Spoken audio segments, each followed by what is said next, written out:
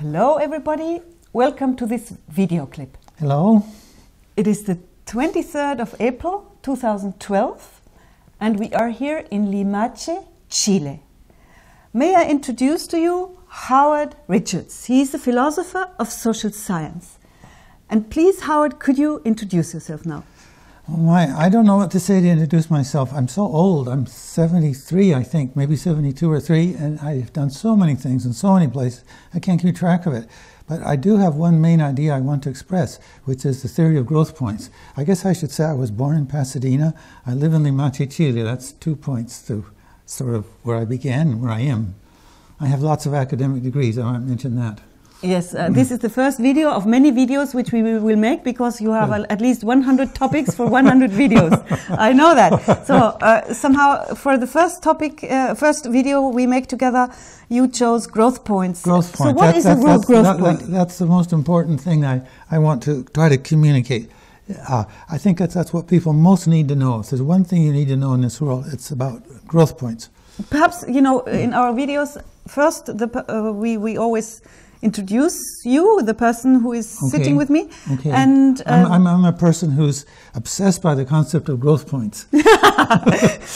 No, yes. And then the next question is often, you know, this is a contribution to the World Dignity University. Yes. Would you like to say what dignity is for you? Dignity. I think it's an extremely useful word, and I think it's a growth point. It can be a good example of a growth point to promote the idea of dignity. So now you go. What is a growth point? It's a word with a fascinating history. Well, I'll get into that as I sort of sketch out growth points.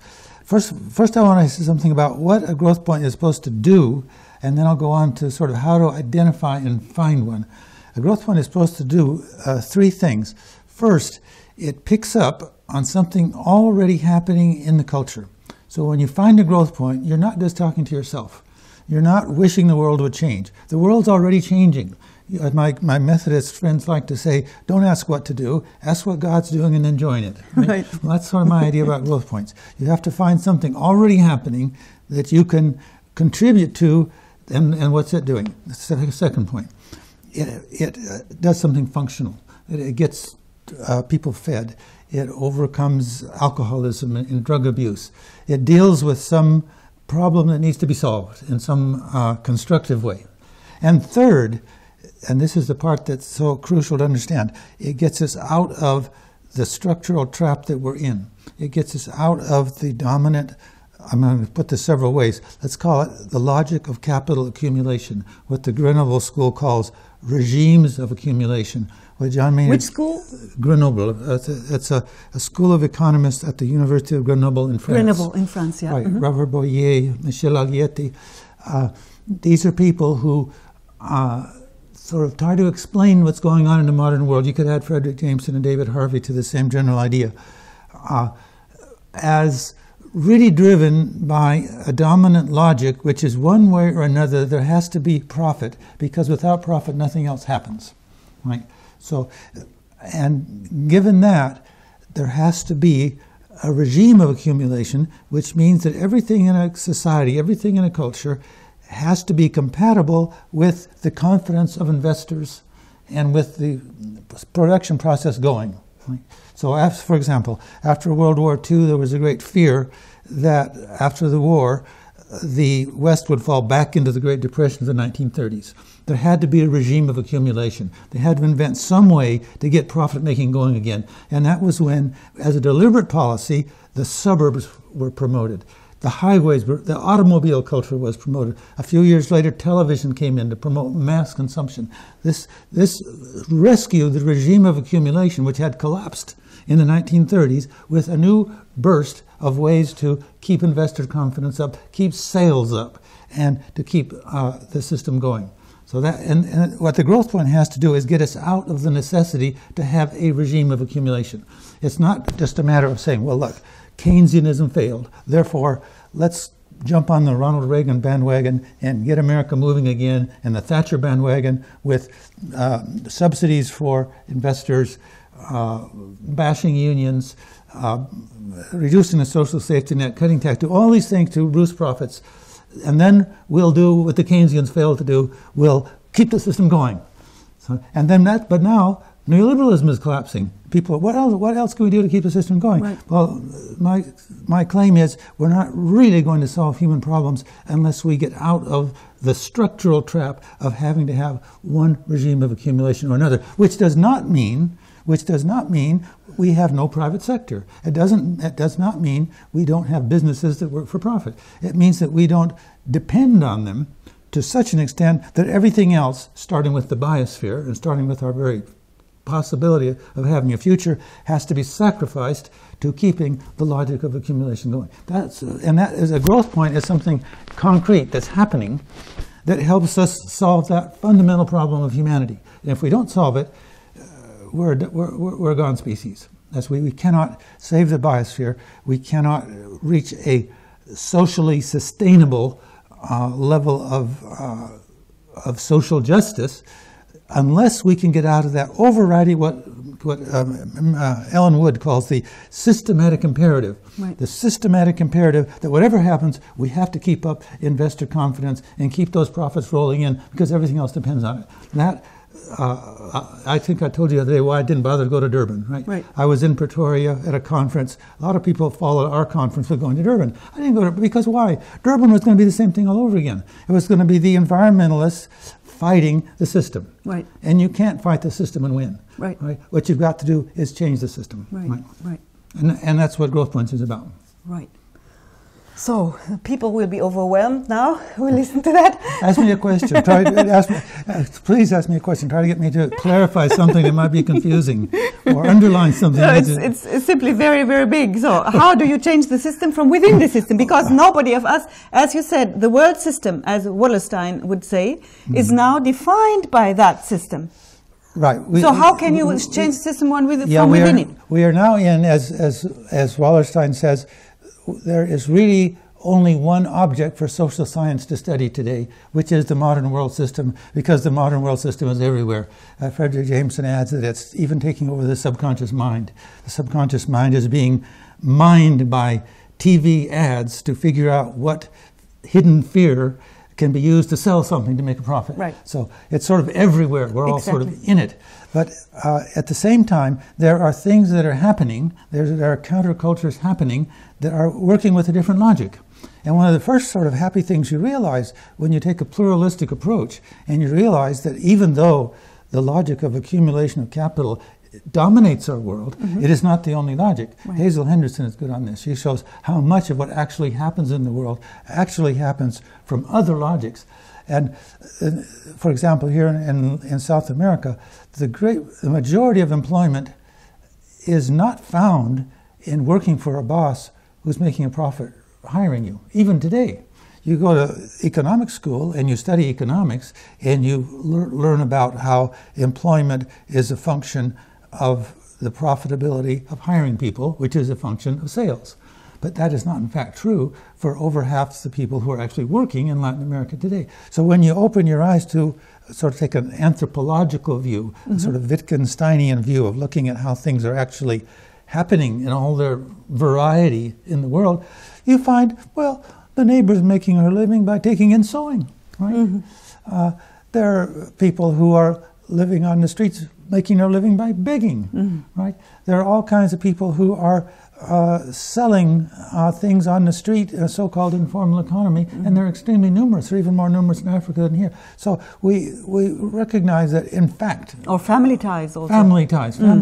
Oh, I can't tell you the people I know who are doctrinaire neoliberals when it comes to their manner of thinking politics, but when you see how they actually live, they live because of family ties. It's their family connections that got them where they are, and yet their theory is straight out of a neoliberal textbook, for example. Ask me another question. Please ask me another question. I think this might be enough for the first video, you know? It's an introduction. No, not yet. No, because I want to give the 4 elements of a growth point. Okay, please. The 4 elements of the growth point are, first, it's got to be happening. It's got to be something you can find in the world and something people understand, right? You can't change the world I may be violating my own rule by saying things nobody understands, but at least in principle, the idea is people are talking that language already, and you can get into a language that's going. That's the first requirement for a growth point. The second one is it's got to have energy. It's got to motivate people. There have got to be resources. If you find that you have some personal passion, I want to change the world this way, but nobody else does, forget it, right? You've got to jump onto something that's going somewhere that has some energy. And third, it's got to, and here the idea of dignity comes in, it's got to lend itself to transformation. Dignity is a good example because historically the word dignity meant rank. People of dignity had rank. And then a few social geniuses came along, like Martin Luther and Immanuel Kant, and Luther announced the priesthood of all believers. In the church we have the same rank. We all believe, we're all Christians, and so we're all priests. And Kant came along with everything has a price, but only rational beings have dignity. And every rational being, and he thought all men were rational beings. Unfortunately, he didn't think women were, but he thought all men were rational beings, and therefore they all had dignity. So dignity came to be the opposite of what it used to be. It transformed itself from being hierarchical to being human rights. The human rights of all people have dignity, and that's sort of the foundation for human rights. So dignity is an example of transformation. So that's what we're looking for in a growth point. We're looking for something that's already going, that attracts energy, and that's transformable. Right. Laclau and Move talk about the idea of equality. Everybody likes the idea of equality. Well, what about equality in the family? Equality in the workplace? Equality in the school? You sort of extend, you transform things by taking an existing theme that's transformable. And the fourth, the acid test. This is where our friend Betty Reardon says that it's one thing to do something that is doable. It's another thing to do something that's worth doing. Absolutely. Right. You can get a grant, you can get applause, you can get great evaluations. People can say, I went to your workshop and it changed my life. You can, plaster your wall with praise, but it may not be worth doing because it's not worth doing if it does not get humanity off the path to destroying the biosphere and to social chaos, which is what it's on. And we can't get off that path without getting out of the regimes of accumulation, without getting out of that dynamic that sort of makes a systemic imperative to do whatever to keep investors interested in investing. Right. And it never works in the long run anyway. It doesn't matter what you do. And I think that history shows this. A recent book by Paul Krugman, I think, demonstrates it pretty clearly, The Return of Depression Economics.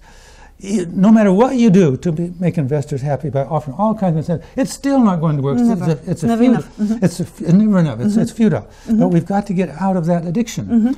And if the growth point doesn't do something to promote other logics, logics of cooperation, logics of reciprocity, logics of redistribution, the many logics of family ties, the many other logics. Sometimes we call them feminine logics, so feminist economists make a lot of economics as it is being a kind of a patriarchal way of thinking.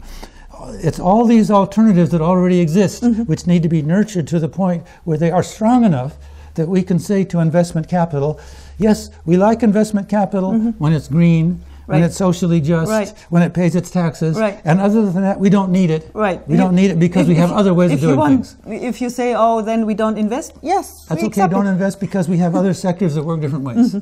We can get at the point where we can bargain with capital on equal terms, and then we can have a people's economy that the people can democratically design so that it serves their interest. Right now, governments really have their hands tied. It doesn't matter who votes for them. It doesn't matter how they're elected. It doesn't matter what their platform is. They still have to comply with the requirements of keeping investors happy. Otherwise, there's inflation and unemployment. So and capital flight. Capital flight. Okay, so a growth point, sort of fourth crucial item, has to make some contribution to replacing the strictly contractual market relationship, which cannot be the ends of human, with more cooperative, caring kinds of relationships. It has to promote the social function of property, so that property rights are not just an excuse to maximize profit and therefore necessarily exclude. Right? It has to be bringing people in. And there comes your argument with the Roman law, which would merit another video. Okay, we can do another video on Roman law, which Roman in many ways... And also the example of Chile, because Chile is a good example to demonstrate how these dynamics work. Yeah, Chile is a very good example because here in Chile we had a socialist government from 70 to 73, and the socialist government had the effect of making capitalism stop. Capitalism stopped working. People had to stand in line for blocks to buy bread or to buy toilet paper or to buy matches. So what it did not have was something to replace capitalism. Mm-hmm. And I'm not even in favor of replacing capitalism. Mm-hmm. I'm in favor of subordinating capitalism mm-hmm. to a democratic form of, you can call it socialism. I like to call it socialism. The basic idea of socialism is that people reconstruct the economy so it's the economy that serves their interests. Mm-hmm. I think an economy that serves the people's interests is going to have private businesses in it. Private mm-hmm. businesses do lots of good things. Mm-hmm. But not to the point where we're at now, mm-hmm. where it's carrying us off the cliff mm-hmm. to the road to destruction. Mm-hmm. So we need a plural economy with many different logics. Mm-hmm. And growth points are the way to get there. Right. It's a very practical way to get from where we are to where we need to be. Okay. You are happy with that? It's around kind of, you touched upon all what you wanted to explain? Well, I think those are the main points. Okay. Would you like to ask me something to? No, I think it's the right length of video now. Okay. Mm-hmm. Do you don't want to tell me to tell what you think some of the main points were?